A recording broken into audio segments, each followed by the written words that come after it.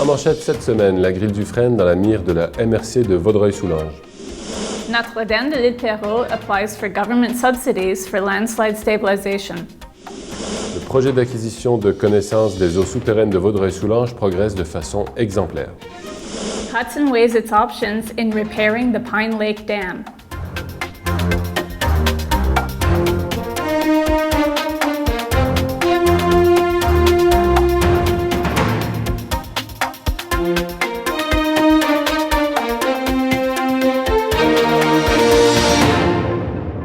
Bonjour et bienvenue à l'hebdo régional bilingue Vaudreuil-Soulanges. Bonjour Carmen. Hi Willie, welcome to the weekly bilingual news broadcast for Vaudreuil-Soulanges. Alors Carmen, des nouvelles rassurantes pour les citoyens de l'île Perrot. Yeah, it is. Following a public information session held May 29th, Notre-Dame de l'Île Perrot residents have been assured by Ministry of Transport officials that there is no imminent danger from landslides.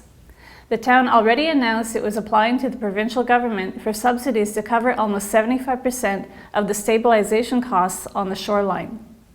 The proposed work includes building a rock reinforcement on the shore and on the cliffside of the luxury housing development Les Palissades de l'Anse aux Sables. The work is expected to cost up to $2.2 million. Newly elected Mayor Denis Deschênes said it will be up to council to determine how much cost the city will be willing to absorb to help the homeowners. Lors de son plus récent conseil le 28 mai, les élus de la MRC de Vaudreuil-Soulanges ont adopté à l'unanimité une résolution afin d'acquérir une centaine de pièges de dépistage pour détecter la présence de la grille du Frêne. Ces dispositifs seront installés dans des endroits stratégiques du territoire, en collaboration avec les municipalités. La MRC franchit ainsi une étape importante dans sa lutte contre l'espèce envahissante. La grille du frêne est un insecte nuisible qui peut ravager toute une population de frênes rapidement. Déjà présent dans plusieurs villes du nord-est des États-Unis et de l'Ontario, il a été détecté au Québec en 2008. Depuis, il s'est répandu sur et autour de l'île de Montréal. Sa progression sur le territoire québécois est constante. Pour plus d'informations, veuillez communiquer avec la MRC de Vaudreuil-Soulanges. The town of Hudson is considering 4 options in addressing the broken dam at Pine Lake. The Service EXP engineer, Pierre Labbé, presented the possible solutions at the June 2nd council meeting that include constructing an earth dam, repairing the existing structure, or building a new dam which would require a detailed study of the water basin upstream. The final and least popular option is to let the man-made lake revert to its previous form as a stream. While most residents say they would like to see the lake restored, the final dollar amount on their tax bill may make that option cost prohibitive. The town is currently accepting tenders to conduct hydrological studies before deciding on how to proceed. Le Conseil du bassin versant de la région de Vaudreuil-Soulanges annonce que le projet d'acquisition de connaissance des eaux souterraines de la région progresse de façon exemplaire. En effet, la deuxième phase du projet s'est terminée avec un bilan présenté lors d'une rencontre avec le comité de suivi en mars dernier. Cette deuxième phase a permis d'obtenir des données complémentaires sur les eaux souterraines de la zone à l'étude. Ce projet d'une valeur de près de 250 000 $ permettra notamment de déterminer la vulnérabilité de la nappe phréatique et d'assurer un développement qui ne compromettra pas l'approvisionnement en eau nécessaire aux activités humaines et à l'intégrité des écosystèmes. Crime rates across the Vaudreuil-Soulanges region are down for the second straight year. The Sûreté du Québec recently released their annual activity report that noted a 40% reduction in injuries due to road accidents. Inspector Maria Lessard said the report also shows a 19% decrease in crimes against the person and a 40% decrease in break-and-enter cases. More police interventions means a substantial increase was seen in arrests made for possession of illegal drugs. And development of specialized programs to address youth-related crimes, including taxing and violence, resulted in 110 arrests of youth-related infractions. Car thefts in commuter train parking lots have also been reduced thanks to the cooperation of the AMT that provided video surveillance footage to the police. Le 1er juin dernier, près de 30 personnes se sont déplacées à l'Omnicentre de Pincourt pour la première activité entre jumelés dans le cadre du nouveau projet jumelage interculturel Vaudreuil-Soulanges. L'activité consiste à jumeler un résident de la région de Vaudreuil-Soulanges avec un nouvel arrivant durant une période de 6 mois. Le but du projet est de familiariser les nouveaux résidents aux ressources locales et régionales. Depuis la fin février, c'est plus de 80 personnes de tout âge qui ont vécu l'expérience d'échange interculturel. Si vous souhaitez vous joindre et participer au programme de jumelage, veuillez communiquer avec l'organisme Réseau Emploi Entrepreneurship. A sobering accident simulation was held at Collège Bourget May 30th in an effort to raise student awareness about the dangers of drinking and driving. For the second year, local firefighters, ambulance technicians, and police took part in the staged event organized by the Rigaud Optimist Club. Local student actors added a touch of realism to the event by portraying the accident victims and survivors, while security officers all acted out their respective roles in the simulation. This year's event was followed up with a personal testimony from Martin Fortin, who survived a car accident as a 16-year-old in the year 2000. Fortin recounted how he spent 6 weeks in a coma and faced months of rehabilitation and still suffers from memory problems. La Fondation du patrimoine Sainte-Jeanne de Chantal offrira du 25 juin au 14 août des mercredis et jeudis très animés durant l'été sur le site de la Chapelle Enchantée à Notre-Dame de l'Île-Perrot. Tous les jours, les guides animatrices ouvriront les portes de la chapelle pour présenter Ma maison et ma musique, des capsules vidéo réalisées par Daniel Bertolino avec des enfants d'un peu partout autour du monde. Le percussionniste Steve Vies initiera les visiteurs au tam-tam africain et divers instruments inusités. Pour les amateurs de cinéma muet, le pianiste-compositeur Roman Zavada improvisera sur des extraits de films de Laurel et Hardy, de Charlie Chaplin ou de Félix Le Chat. Pour plus d'informations, veuillez consulter le site web de la Fondation. Vaudreuil-Florian-based weekly newspaper Your Local Journal picked up another armload of awards at the June 6th Quebec Community Newspaper Association Awards. This proudly independent media source was recognized for its reporting and writing on the threat of development at Lac Chéri, along with a story about the investigation costs into the beating of a Beaconsfield City employee. The paper was also awarded for Best Sports Story, Best Column Writing, Best Advertising, and Best Photo Essay.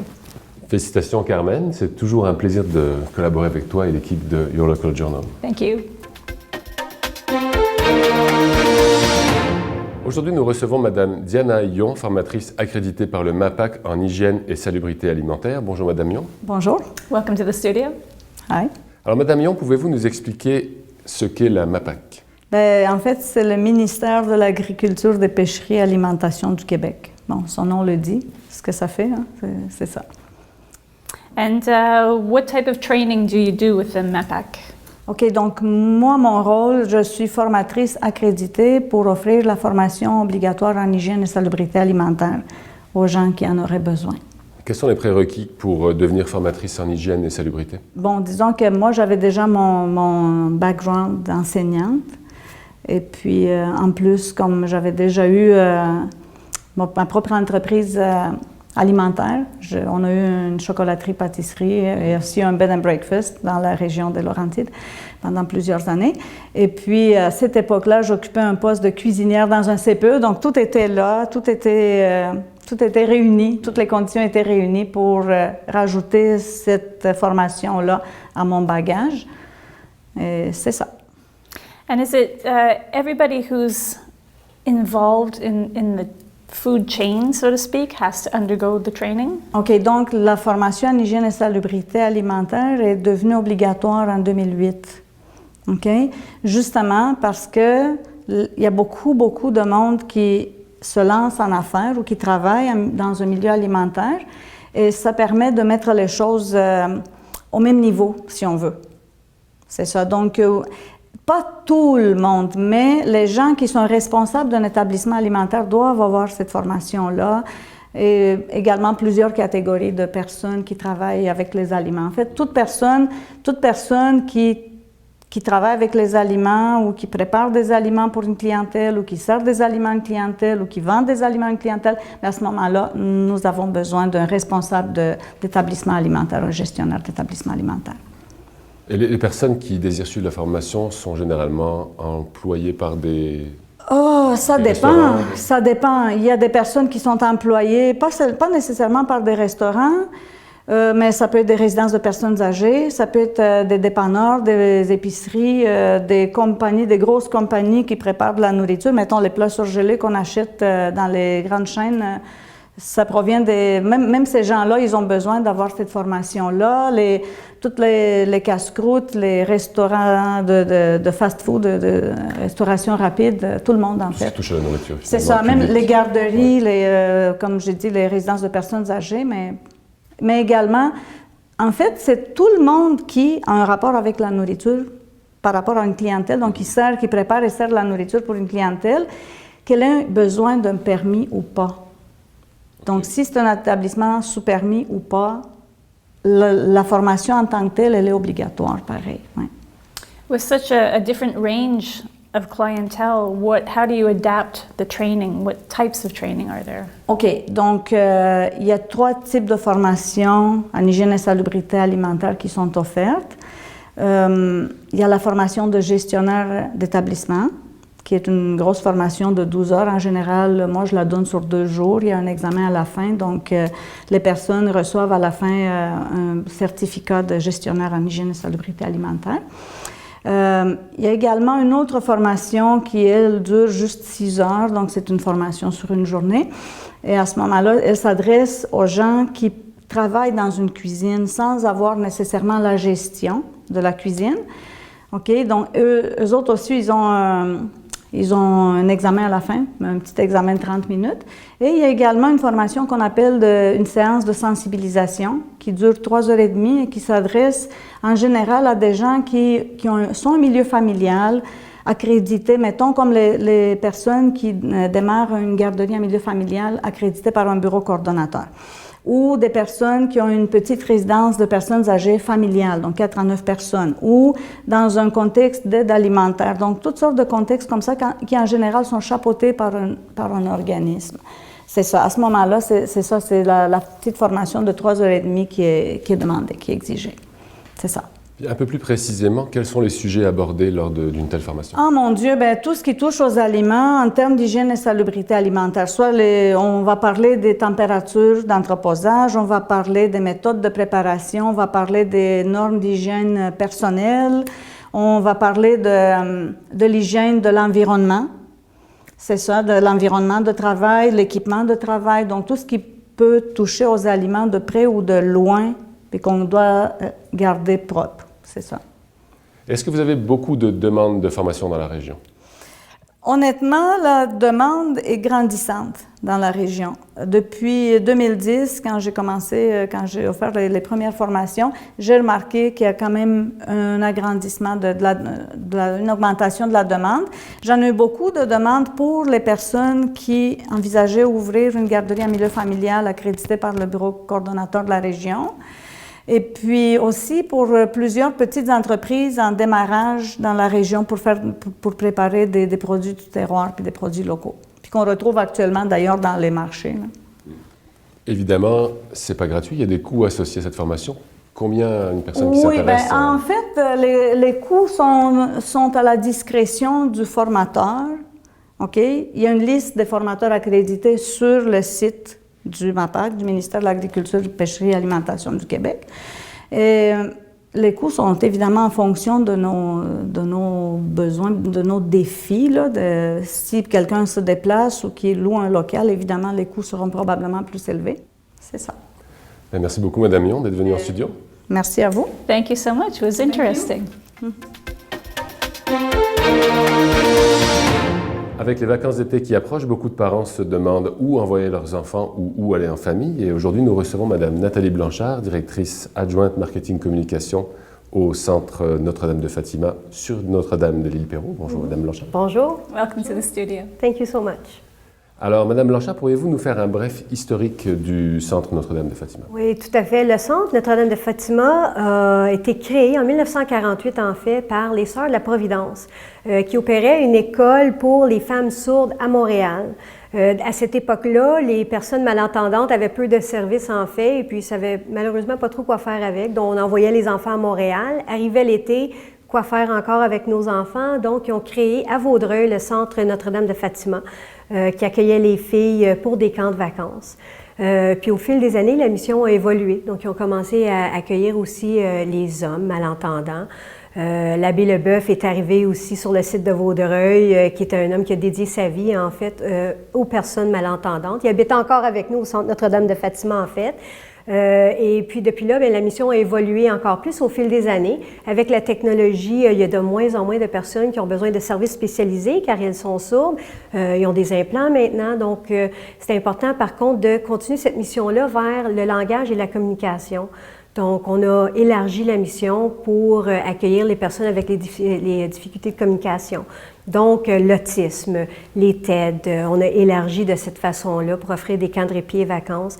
C'est en 1994 que le centre a acheté le site qui est anciennement Katimavik à Notre-Dame-de-l'Île-Perrot.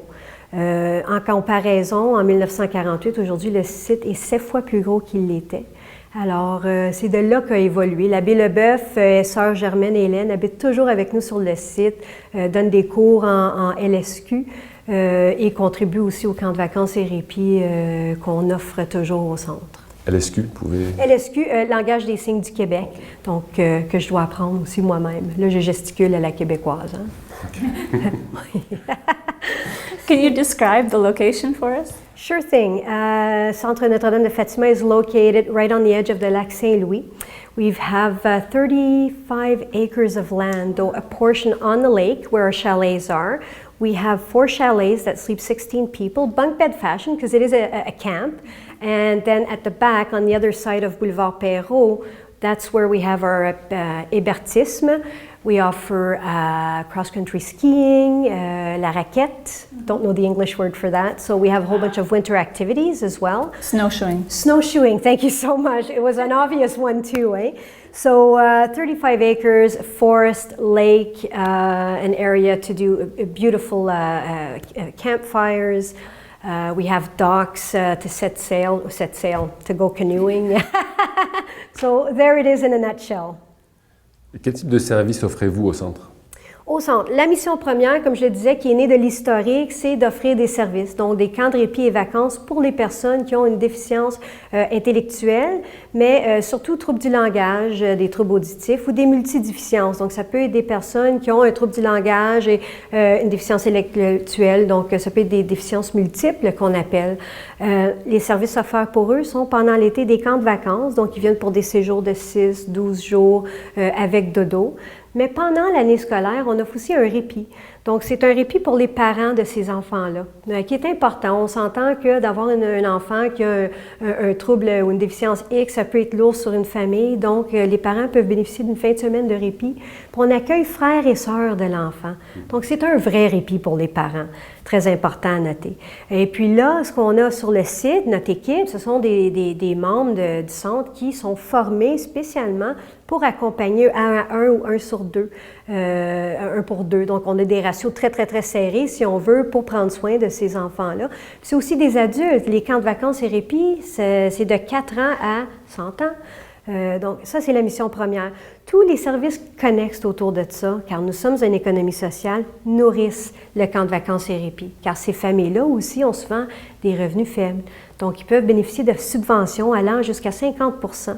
C'est pas très dispendieux de toute façon, mais des fois trop pour une famille. Donc, quand les parents, envoient leurs enfants à nos camps de jour, quand ils choisissent de venir faire une fête familiale, ils contribuent à soutenir les activités des camps de vacances et répit. Donc, il y a les camps de vacances, on offre des cours de ski de fond, des cours de natation, on fait des accueils de groupe très intéressants, leadership camps, les scouts, on accueille les cadets, Jeunesse Canada Monde viennent chez nous plusieurs fois par année, les classes nature pour les écoles, c'est non négligeable, on est encore plein à craquer pendant cette saison. Donc, vraiment une formule super pour école, pour parents, et puis vraiment un joyau pour la communauté, car beaucoup des résidents de Notre-Dame-de-l'Île-Perrot profitent des services de chez nous. The services that you offer, first of all, are they available for the Anglophone population in the region? They are. All of our staff, or most, are perfectly bilingual on site. So if we have a child that is just, say, learning or integrating into French immersion, we're able to repeat instructions in English. There is, however, our bilingual day camp at l'École du Chêne Bleu, and that is a fully bilingual day camp, where we also have now 1-to-1 and 1-to-2 or shadowing, that they call it. So for those kids that hyperactivity that need a little bit more structure, we are able to offer that kind of shadowing at Le Chêne Bleu. Places are limited there, but that is where it is fully bilingual. At Centre Notre-Dame de Fatima, we're able to serve our clientele, but it is a primarily French day camp. Mm-hmm. I know that your services, obviously you're located in Notre-Dame-du-Perrot, but you accept people from throughout the MRC and the West Island? Absolutely. Is there any border? There is a border because we also offer transportation, which is really nice for parents that are maybe too busy. We have a bus and we pick up at Fairview. We have several pickup spots. So our camps are open to all people around our area. It depends how if they're willing to travel. But with transportation and hot meals, it simplifies the life of many parents during the summer. So Sainte-Anne-de-Bellevue, we even have some from Ontario. Wow. Yeah, there's a girl from Kingston, her second year with us. And it's a day camp, so I don't know how they're managing it all, but everyone is welcome at the camp. Madame Blanchard, quelle est la période d'inscription pour les camps de jour? La période d'inscription est ouverte en ce moment, mais c'est à noter qu'on peut s'inscrire tout au long de l'été. Donc, il n'y a pas de date limite. On ajuste nos places, on ajoute des programmes, donc on s'assure de pouvoir le plus possible répondre aux besoins des parents. J'aimerais noter aussi qu'on a le programme Touche à tout, qui est notre camp régulier, mais on a des camps spécialisés de golf, équitation, tir à l'arc, survie, de voile. Il y a toutes sortes de camps spécialisés qui sont offerts au camp. Les gens qui souhaitent en savoir plus, je les invite à visiter le site web centre-ndfatima.com, mais plus facile encore, mon camp avec mon-camp.ca. L'inscription se fait en ligne. C'est très, très convivial comme interface pour faire l'inscription. Puis on a une équipe merveilleuse au centre pour répondre à vos questions. Juste aller voir le site web pour en savoir plus. It was really interesting. Thank you so much for joining us. It was my pleasure. Thank you. Merci d'être venu en studio. Ça m'a fait vraiment plaisir. Je vous remercie. Les petites annonces communautaires sont une présentation de la Corporation de développement communautaire de Vaudreuil-Soulanges. Moisson Sud-Ouest annonce la nomination de Madame Claire Raymond au sein de son organisation à titre de directrice générale. Madame Raymond possède une vaste expérience en gestion d'organismes communautaires et d'économie sociale. La Banque alimentaire du Suroît, Moisson Sud-Ouest, a pour mission de récupérer et redistribuer des denrées alimentaires pour soulager la faim de plus de 10 000 personnes mensuellement. C'est par le biais des différents organismes œuvrant en sécurité alimentaire sur les territoires des MRC de Vaudreuil-Soulanges, de Beauharnois-Salaberry et du Haut-Saint-Laurent que Moisson Sud-Ouest réalise son mandat. The Network Partnership Initiative of Vaudreuil-Soulanges wishes to remind the English-speaking community of the MRC that many of the services offered are bilingual. Residents are encouraged to inquire with organizations in the region in order to learn more about the resources available. For further information, please contact the Network Partnership Initiative Vaudreuil-Soulanges Coordinator. La Maison de la famille de Vaudreuil-Soulanges est présentement en pleine réorganisation et les membres du conseil d'administration travaillent depuis des mois à restructurer l'organisme pour continuer d'offrir des services d'aide et de soutien, ainsi que des activités aux familles de Vaudreuil-Soulanges dès l'automne 2014. L'organisme prend un nouveau départ avec la tenue de son assemblée générale annuelle qui aura lieu mercredi le 18 juin prochain à 19h au 21 rue Louise-Joseph à Vaudreuil-Dorion. Toute la population du territoire est invitée. Maison Tressler's annual fundraising event will take place Wednesday, June 18th at 7:30 p.m. at l'Église Saint-Michel de Vaudreuil, featuring the string quartet Turovsky, showcasing the talents of 4 young musicians. This concert is an important fundraiser for ongoing conservation of the heritage home that promotes local cultural activities. Tickets are available for the concert alone or for the concert and a tour of Maison Tressler. For more information, call the number at the bottom of your screen. La 3e édition du Festival de la soupe de Vaudreuil-Soulanges se tiendra le dimanche 31 août au parc historique de la Pointe du Moulin, beau temps, mauvais temps. Au menu, compétition amicale entre soupiers amateurs et soupiers professionnels. Pour devenir soupier ou bénévole lors de cette 3e édition, ou pour des renseignements sur le festival, consultez le site web du festival. Le Festival International de Cirque welcomes the circus back to town June 21st to the 24th. Come out to see the 10th edition of this production in Vaudreuil-Dorion that has been growing every year, and in this year is showcasing contortionists, acrobats, jugglers, and trapeze artists from all over the world. For more information, consult their website. This is our last show of the season. We'll be taking a break for the summer, but C'est sur la télé will continue to broadcast. À la fête de la semaine prochaine, Carmen, nous allons commencer à diffuser des émissions spéciales sur le festival Première Prise et quelques semaines plus tard, les rendez-vous de l'ONF présentés par André Desrochers. Thank you for joining us. Thank you, Willie. Have a good summer. Merci Carmen. Bon été.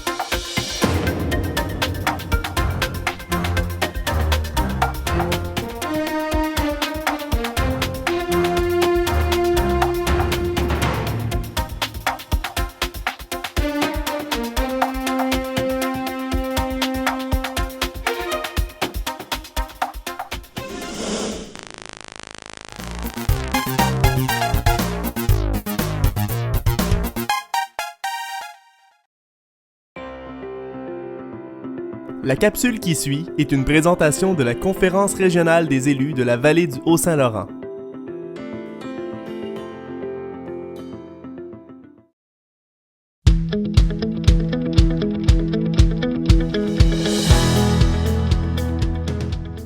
Héritage Saint-Bernard est une entreprise d'économie sociale à cause de son modèle de gestion, qui est un modèle de participation et formé d'un conseil d'administration de 11 membres issus de la communauté.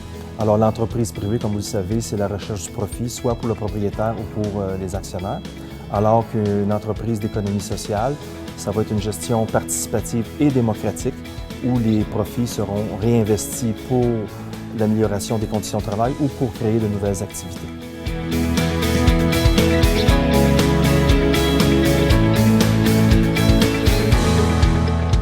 Avec les surplus, on peut réaliser des activités qu'on ne pourrait pas faire si on est dans une entreprise privée. Que ce soit la gestion du tertre. Quand vous venez sur le tertre, vous avez un moulin, un vieux moulin à farine de 1686. Vous avez un cimetière qui appartient encore aux Sœurs Grises. Vous avez des couchers de soleil magnifiques. Il y a un verger de 800 pommiers.